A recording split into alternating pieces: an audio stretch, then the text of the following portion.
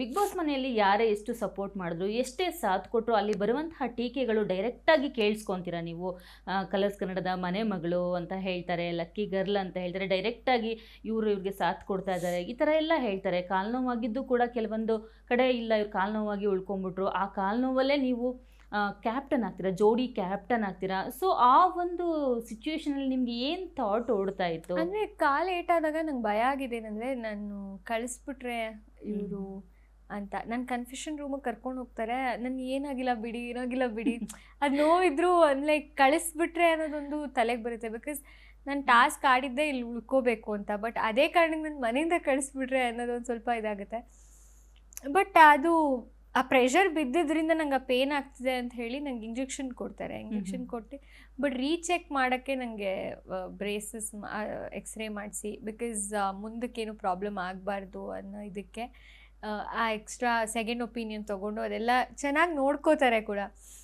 But ಆ ಪಾಯಿಂಟಲ್ಲಿ ಒಂದೇ ನಂಗೆ ತಲೆಗೆ ಹೊಡ್ತಿದ್ದು, ಆ ವಾರ ನಾನು ಜೋಡಿ ಇರೋದ್ರಿಂದ ನಂಗೆ ಅದೇನಿದೆ ಟಾಸ್ಕ್ಗೆ ಅಭಿನ್ ನಾನು ಚಾಯ್ಸ್ ಮಾಡ್ಕೋತೀನಿ. ಅವನು ಗೇಮ್ಸ್ ಚೆನ್ನಾಗಿ ಆಡ್ತಿದ್ದ ಅಂತ ಇದಕ್ಕೆ ಈ ವಾರ ನಾನು ಚೆನ್ನಾಗಿ ಆಡಬೇಕು, ಪ್ರೂವ್ ಮಾಡ್ಕೋಬೇಕು. ಅದೇನು ಟಾಸ್ಕ್ ಅನ್ನೋದು ಒಂದು ಏನಿದೆ, have to take it out ಅಂತ.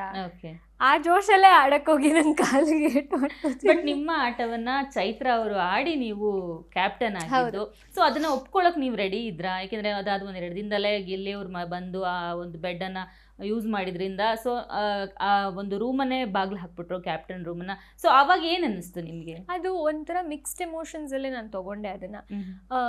ಒಂದು ನನಗೆ ಆಪರ್ಚುನಿಟಿ ಕೊಟ್ಟಿರ್ತಾರೆ ಬಿಗ್ ಬಾಸ್, ನಿಮ್ಗೆ ಬೇಕಂದರೆ ಮನವೊಲಿಸ್ಬೋದು, ಇಲ್ಲಾಂದರೆ ಇಲ್ಲ ಅಂತ.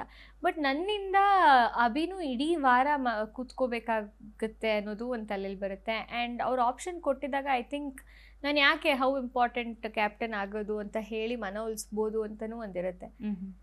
ಆ ಟೈಮಲ್ಲಿ ಅವ್ರು ಗೆಲ್ತಾರೆ, ಅದರಿಂದ ನಾನು ಕ್ಯಾಪ್ಟನ್ ಆಗ್ತೀನಿ, ಅಷ್ಟೆಲ್ಲ ದೂರ ಯೋಚನೆ ಮಾಡಿರಲ್ಲ ನಾನು. ಬಟ್ ಅವ್ರು ಗೆದ್ದಾಗ ಖುಷಿನೂ ಆಗುತ್ತೆ. ಅಟ್ ದ ಸೇಮ್ ಟೈಮ್ ಯಾರೋ ಆಡಿದ ಆಟ ನಾನು ಆಡಿಲ್ವಲ್ಲ, ಹೌ ಫೇರ್ ಇಟ್ ಈಸ್.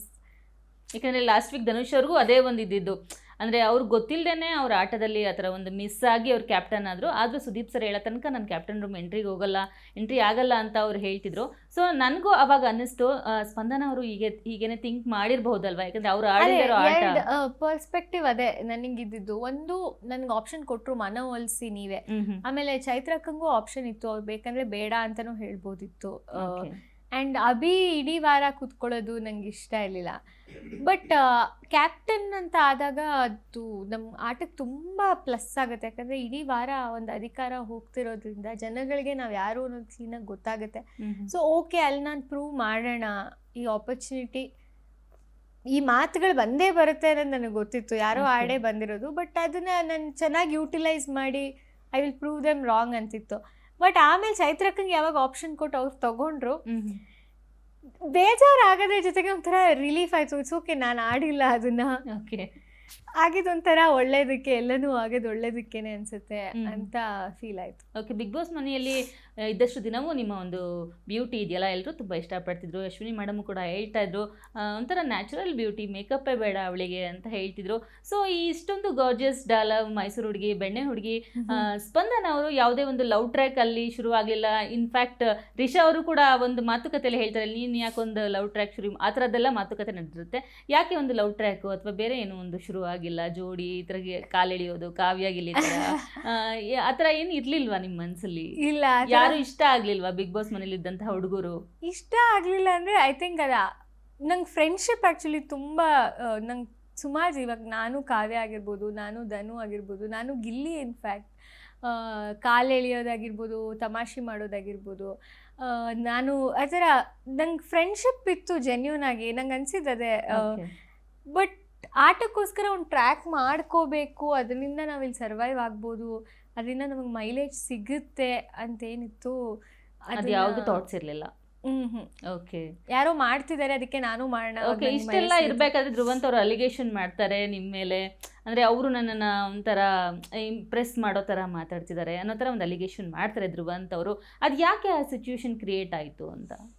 ಅಂದರೆ ಧ್ರುವಂತ್ ಅವ್ರದ್ದು ನಂದು ಫಸ್ಟ್ ಡೇಯಿಂದನೇ ಫಸ್ಟ್ ಜಗಳ ಅವ್ರ ಜೊತೆನೇ ಆಗಿರುತ್ತೆ, ನಂದು ಜಂಟಿಯಾಗಿರುವಾಗಲೇ. ಬಟ್ ಆ ಜಗಳ ಬಿಟ್ಟು ಓಕೆ, ನಾವು ಇಡೀ ಸೀಸನ್ ಮಾತಾಡದೆ ಅಂತೂ ಇರೋಕ್ಕಾಗಲ್ಲ, ಮಾತಾಡೋಣ ಅಂತ ಹೋದಾಗ ಅವ್ರಿಗೆ ಏನೋ ನನ್ನ ಸ್ಟ್ರಾಟಜಿ ಯೂಸ್ ಮಾಡ್ತಿದ್ದೀನಿ, ನನ್ನಿಂದೇನೋ ವಿಷಯ ಕಲೆಕ್ಟ್ ಮಾಡ್ಕೊಂಡು ನನಗೆ ಇದು ಮಾಡೋಕ್ಕೆ ಟ್ರೈ ಮಾಡ್ತಿದ್ದಾರೆ ಅಂತ ಫೀಲ್ ಆಯಿತು ಅನಿಸುತ್ತೆ. ಓಕೆ ಬಟ್ ಓಕೆ, ನೀವು ಬಿಗ್ ಬಾಸ್ ಮನೆಯಲ್ಲಿ ಅಟ್ ಪ್ರೆಸೆಂಟ್ ಏನನ್ನ ಮಿಸ್ ಮಾಡ್ಕೊಳ್ತಾ ಇದ್ದೀರಾ ತುಂಬ? ಮನೇನೇ ಮಿಸ್ ಮಾಡ್ಕೋತಾ ಇದ್ದೀನಿ ಆ್ಯಕ್ಚುಲಿ.